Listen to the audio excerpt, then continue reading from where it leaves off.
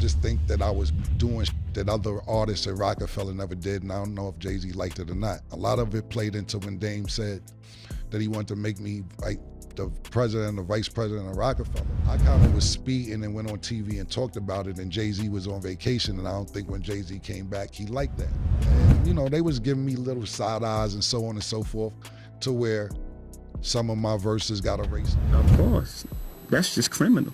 Like suggesting that somebody from Rockefeller shot him, that's just like, that's snitching. That's like snitching. Jay-Z from Brooklyn and Cam'ron from Harlem came together under Rockefeller Records. At first, it looked like a strong move, but things didn't stay smooth. What started as a business decision quickly turned into tension, as Cam'ron wasn't the type to play the background. Cam, I'm gonna make you a vice president. But the way your boss does, Cam went to the radio, quick, just when we were discussing it, and told the whole world. We hadn't even negotiated it. Apparently, Cam'ron did a number of things that put Jay-Z on edge. Jay-Z even vetoed Cam'ron's vice president of Rockefeller appointment discussions, but Cam'ron wasn't a pushover. So I respect the grind from Jay-Z. I don't know Marcy Jay-Z. I know 560 State Street Jay-Z, and when I went to Jay-Z's house as a teenager, he already had fish tanks in his wall, piranhas in the fish tank, expensive furniture, all type of shit. Before the Rockefeller contracts, before Dipset versus State Property, before the headlines of beef and betrayal, Cam'ron actually admired Jay-Z. Cam'ron has often said he knew Jay-Z before the fame, before the platinum albums, before the mogul status. In his own recollection, he didn't know Marcy Jay-Z, the project hustler that many associate with Jay's backstory. Instead, Cam knew 560 State Street Jay-Z, the Brooklyn rapper with money, expensive furniture, and piranhas in the fish tank even before his career took off. As a teenager, Cam visited Jay-Z's home and saw firsthand that Jay was already living well. He wasn't yet the global star, but he carried himself like one. Jazzo, his mentor, was more famous at the time, but Jay had that aura, that ambition, that grind. Cam respected that. He once said, "That early impression mattered." It meant that when Cam eventually walked through the doors of Rockefeller, he wasn't in awe of Jay-Z the superstar. He already respected Jay-Z the hustler. Now, way back before Cam came to Rockefeller, he also had ties with the co-founder, Dame Dash.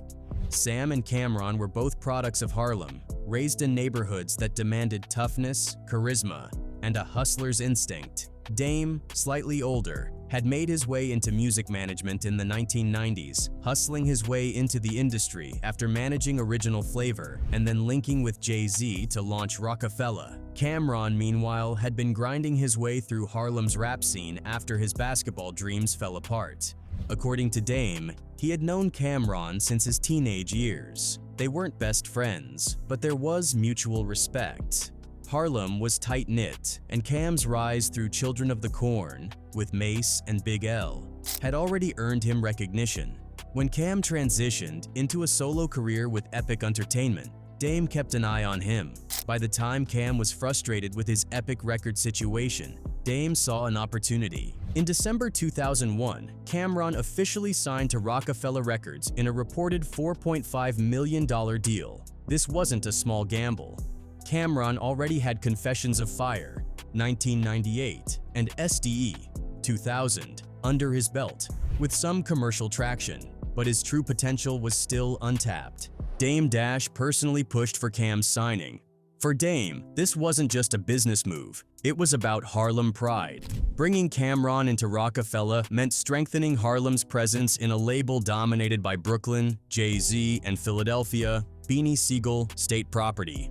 When Cam'ron finally landed at Rockefeller, he wasn't a rookie, at least for him. He had had his fair share of life and fallout from his basketball career and had already gone through the industry system at Epic Entertainment, where he felt jerked financially. He came in with scars, lessons, and an independent mentality.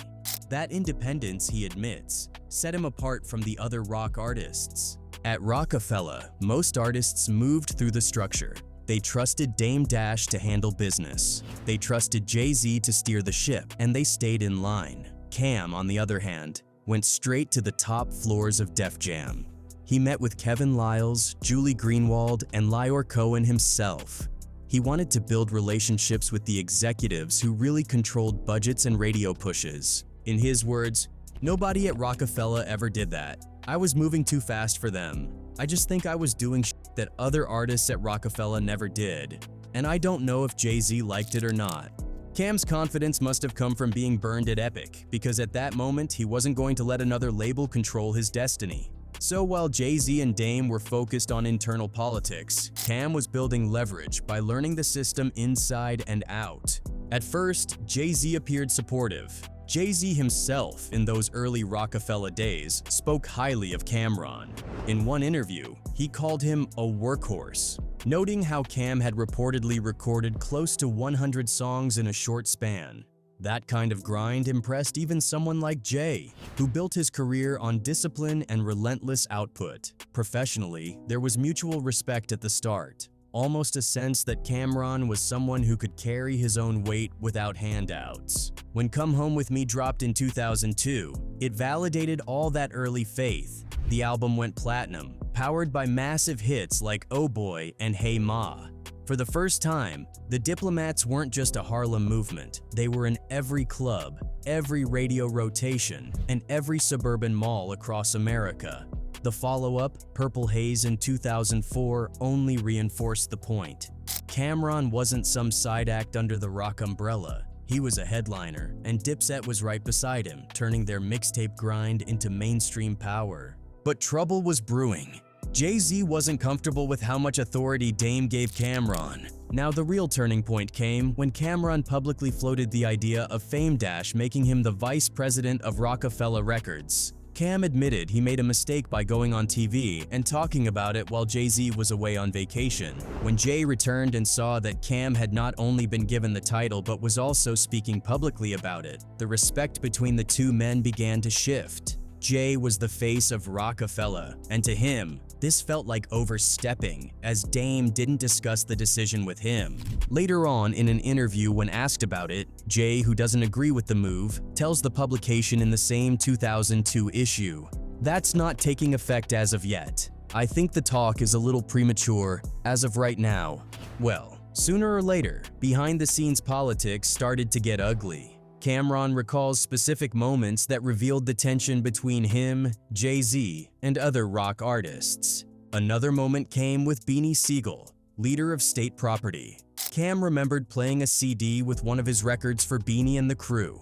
Instead of showing support, Beanie calmly ejected the CD, broke it in half, and threw it in the trash. It was a blunt message. Harlem's arrival wasn't welcomed by everyone at Rockefeller. These moments stung. For Cam, it wasn't just about ego, it revealed the real power dynamics at the label for him. Jay-Z had the final say, State Property had loyalty to Jay, and Harlem's new wave wasn't going to be embraced without friction. So, I'll see Jay at the studio and I'll be like, let's do a song, let's do this, and he'll just look at me like, just like that, you know what I'm saying? I'm like, all right. Then we just started heating up, you know what I'm saying? And he just like put himself on a couple records, but I wasn't feeling what he did, so I took him off the song. Oh boy, they say you took him off, oh boy. Yeah, I wasn't feeling the verse, so. The music itself soon became a battlefield. When Jay-Z recorded a verse for the remix of Cam's breakout hit, Oh Boy, Cam had the engineer erase it. Why? Because Cam wasn't feeling him. Cam later admitted he was being petty, but in reality, it was more than that. It was a message. He wasn't going to let Jay-Z step into his moment, even if it meant throwing away a verse from one of the biggest rappers alive. Jay-Z reportedly couldn't believe Cam had the nerve to do it, but that was the point. Cam didn't care. He wasn't chasing validation from Jay. This attitude made him unlike other artists Jay-Z dealt with. Most rappers on the label wanted proximity to Jay-Z, either for features or co-signs. Cam didn't. He had Dipset. He had Harlem, and he had his own movement. He wasn't interested in being under anyone. That independence, while respected by fans, clashed head-on with Jay's style of leadership, as Jay-Z noted that he usually jumped into decisions without getting clear go-ahead from the higher-ups. Their issues also played out in public. On BET's 106 and Park in 2002, Cam was there to promote Come Home With Me when Jay-Z made a surprise appearance. Suddenly, the spotlight shifted. Jay used the moment to push the blueprint too, and Cam was left sitting awkwardly on stage. To viewers, it looked like a power move, Jay reminding the world whose label it really was. To Cam, it was another example of Jay trying to overshadow him. That moment hardened his belief that Jay didn't want to share space with anyone else. Nobody told me he was coming. Pause. So when I'm sitting there thinking I'm getting my moment on 106 in Park, talking about my shit and how my shit is doing well, and he comes out the back, and I'm like, it's like. Even the smallest things became symbolic. Rumors spread that Cam would deliberately park in Jay-Z's assigned spot at the Def Jam offices. It might sound trivial, but in the environment of Rockefeller, those small acts of defiance carried weight. It wasn't just parking. It was Cam sending a signal. You don't control me. By 2004, the tension broke wide open. Rockefeller, once a tight unit, began to split apart. Jay-Z, Dame Dash, and Kareem Biggs Burke sold their remaining stake to Def Jam. Then came the bombshell. Jay-Z was appointed president of Def Jam. For him, it was the ultimate business move, cementing his transition from rapper to corporate mogul. For Dame and Cam, it felt like betrayal. The hustler ethos Rockefeller was built on had been traded in for a corner office and a corporate title. Cam'ron openly said this was when the beef truly started. It wasn't about music anymore. It was about loyalty and principle. Jay-Z became the boss of people who once considered him an equal, and Cam had no interest in playing the role of subordinate. The shift was obvious in how artists were treated. Despite Cam's platinum success, Dipset was left off a Rockefeller tour that featured the rest of the label. For Cam, this was blatant. They had proven themselves with sales and hits, yet were still being excluded. To him, it was clear Jay was using his new position to sideline them. By April 2005, Cam'ron and Diplomat Records officially parted ways with Rockefeller. They signed with Asylum Records under Warner Music. For Cam, it wasn't just about business disagreements, it was about respect. He felt Purple Haze, his 2004 project, was poorly promoted. He felt ignored by the label. More than anything, he refused to stay in a system where he was expected to answer to Jay-Z. Cam's exit made one thing clear: he wasn't like other artists Jay had power over. Where others might stay quiet for the sake of opportunity, Cam chose defiance. He had already seen how labels could box you in during his time at Epic. He wasn't going to let it happen again. This is why the feud wasn't just another rap beef. It was about two worldviews colliding.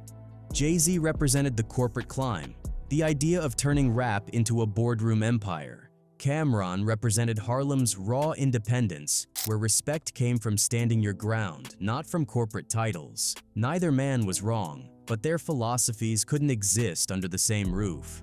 Cam'ron's departure from Rockefeller didn't just end a business relationship, it set the stage for one of the most memorable rap rivalries of the 2000s. In October 2005, Cam'ron attended Howard University's homecoming weekend in Washington, D.C. For Harlem and the hip-hop world, this event was always big. Artists showed up to perform, party, and keep their names hot in the streets. According to him, he was called by Big Joe, that they had the show, and he had to show up since he had previous issues of being sued for not showing up to shows he was paid for. Cam was caught in gunfire near Howard's campus. Reports confirmed he was shot once in the arm. Witnesses said multiple men tried to carjack him, but Cam refused to give up the vehicle. Instead of stopping, he sped off to the hospital, injured but still in control. The car, the clothes, and the flashy lifestyle that made him stand out also made him a target. Well, news spread quickly. A rapper being shot at Howard Homecoming was no small event. For Cam'ron, though, his immediate reaction mattered more than the shooting itself. Even while recovering, he made sure to tell people he wasn't afraid. He didn't back down. The incident painted him as someone who would not give up his pride, even at the cost of his own safety. But behind the headlines, the story carried more weight because of where Cam stood in the industry at that time. His relationship with Rockefeller had already soured. Jay-Z had become the president of Def Jam, and many believed he was purposely sidelining Cam and the Diplomats. Cam himself had been vocal about Jay not showing him proper respect. So when the shooting happened, fans and media started speculating. Was this just a carjacking, or was there something deeper? Cam'ron didn't help quiet the rumors. Instead, he leaned into them. During interviews, he made cryptic remarks suggesting that the industry, and possibly people connected to Rockefeller, had something to do with it. He never outright said Jay-Z's name at that moment, but he did say the shooter made the rock sign with his hand before shooting. His recovery was short, and soon, he was back in front of cameras. Cam made sure to downplay the seriousness of the shooting, almost laughing it off. He insisted it was just another part of life in his world. That attitude, however, didn't sit well with everyone. To some, it proved Cam was reckless and too tied up in the streets. To others, it showed fearlessness and authenticity traits that Dipset fans admired. Not too long, months later, Cam appeared on 60 Minutes in a segment about stop snitching. When asked if he would tell police if his neighbor was a serial killer, Cam said no. He explained that cooperating with police went against the street code he lived by. This response sparked national outrage. Critics saw it as irresponsible, especially coming from someone with influence. To Cam, though, it was just sticking to the rules of the world he came from. If I knew the serial killer was living next door to me, Yeah. no, I wouldn't call and tell anybody on him, but I'll probably move, but I'm not gonna call and be like, the serial killer's in 4E. The DC shooting and the Stop Snitching interview tied together in the public's mind. People started to see Cam not just as a rapper with a flashy style, but as someone who lived by a dangerous code. His Harlem upbringing, his connections, and his insistence on handling things outside the law reinforced his image as unpredictable. It was the same unpredictability that made him a threat to rivals like Jay-Z. On Cam's end, this fueled his next album, which was based on the shooting Killa Season, and a movie too, which later came out in 2006. And in one of the songs, he dissed Jay real bad. I mean, it's just how I feel. If you listen to the song, if you tell me anything I'm lying about on the song, then I'll be more than happy to admit to say that that I'm lying. Cam'ron dropped a bombshell on his Killa Season mixtape. The track You Gotta Love It wasn't just a diss, it was a manifesto. Over a slow, mocking instrumental, Cam unloaded an unfiltered indictment of Jay-Z. The accusations came rapid fire. Jay-Z had stolen Rockefeller from Dame Dash. He had stolen Kanye West, snatching the Chicago producer from Dame's camp. He had stolen Rocawear, muscling Dame out of the clothing line they built together. But Cam didn't stop at business. He went for the jugular, Jay's artistry and authenticity. He accused Hav of biting Biggie's lines, spitting that Jay's publishing money should go to Mrs. Wallace, Biggie's mother. For an MC of Jay-Z's stature, the charge of being unoriginal was the deadliest sin. Then came the personal jabs, the kind of insults meant to bruise an ego, not just a reputation. Cam clowned Jay's age, mocking him for pushing 40, while still claiming the swagger of a young hustler. He attacked his fashion choices, famously ridiculing him for rocking chancletas with jeans, reducing the self-proclaimed king of New York to a man in open-toe sandals. And then, with his Harlem drawl dripping sarcasm, Cam'ron crossed into the territory only the boldest would tread, mentioning Beyoncé, Jay's partner, in suggestive lines that blurred the line between rap battle and personal violation. But he later apologized, saying he did this because Jay was head over heels for her. Then I did say something about putting it in her mouth and all that. But I said sorry on the very next line because the reason I said that is because I knew he'd catch feelings over the girl. The effect was nuclear. Cam'ron had broken every unwritten rule of deference. This wasn't subliminal. This wasn't coded. It was Harlem declaring war on Brooklyn's throne. Shortly after, in that same 2006, Jay's response to Cam's diss came in his song Dig a Hole. Hav never mentioned Cam'ron's name. He didn't have to. Instead, he framed the entire beef as beneath him. Cam was nothing more than ol' boy, a puppet with Dame Dash pulling the strings. In Jay's metaphor, Dame was Geppetto, and Cam'ron was just a wooden toy dancing for attention. The The central image of the track was devastating. Jay didn't even need to bury his enemies.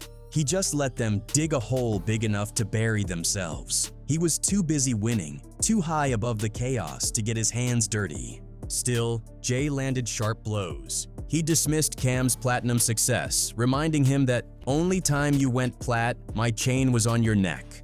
He framed Cam's rage not as righteous, but as desperation, an artist sabotaging himself out of bitterness. Jay's approach was the rap equivalent of corporate warfare. Calm, dismissive, and rooted in numbers and hierarchy. He didn't swing wildly. He dismantled Cam'ron's legitimacy by reducing him to an employee raging against his boss. That wasn't all, as Cam'ron wasn't done. He fired back with Swagger Jacker, Biter Not a Writer, a brutal compilation tape that stitched together instances where Jay-Z had allegedly lifted lines from Biggie, 2P, and others. It wasn't just an attack. It was an attempt to strip Jay of his crown by branding him as unoriginal, a thief of culture, rather than a creator. For Cam, authenticity was everything. Harlem style, Harlem hustle, Harlem pride. By painting Jay-Z as an opportunist who fed on others' creativity, he tried to tilt the balance of power away from charts and corporate titles and back toward the streets where respect was earned, not bought. Well, from the start, Jay-Z voiced respect for Cam'ron, calling him a workhorse after Cam reportedly recorded nearly 100 songs early in their run together. It wasn't just promo talk. Jay recognized a peer's grind, someone who came from Harlem already standing strong, not seeking validation. But rapid success in Rockefeller, stadium-ready swagger, and loyalty to his own code made Cam'ron different from artists Jay was used to guiding. Where most followed a career arc, Cam carved his path. And when the hierarchy at Rockefeller shifted, with Jay becoming president, vibe differences with Dame Dash rising, Cam refused to play a quiet role. Yet, over a decade later, something changed. In April 2019, Jay invited Cam on stage during his B-Sides 2 concert at Webster Hall. As cameras rolled, they performed "Welcome to New York City" together, more symbolic than any lyrics could be. Jay even declared, "Nas is my brother, Cam is my brother." It wasn't just a reunion, it was a statement. Past rivalries put aside for respect. Cam later spoke about the moment, explaining that Jay's earlier act of apology helped open space for reconciliation. Jay called Cam privately afterward. "First of all, I want to tell you I got respect for you," he said. Cam replied in kind, "Same here, bro. We just showed our love for each other." Jay-Z followed up with a text message that Cam described as weird, but telling, "Yo, that was dope last night." Cam responded, "I appreciate you putting things to bed." Jay's next line cut through the joke to the truth. "See how much we can do when people stop acting like there's fake beef out here. That slows down." That was Jay's apology, buried in respect and framed in mutual recognition. No public apology, no heavy sentiment, but it meant the world. Letting go of a rivalry that lasted more than a decade isn't about ego. It's about understanding that some battles cost more than they earn. Jay's subtle outreach became affirmation of Cam's lasting impact, and that sometimes real power is recognizing when someone is unbreakable, not beatable. Cam later acknowledged that part of him was unsure how to take the message, but he appreciated it.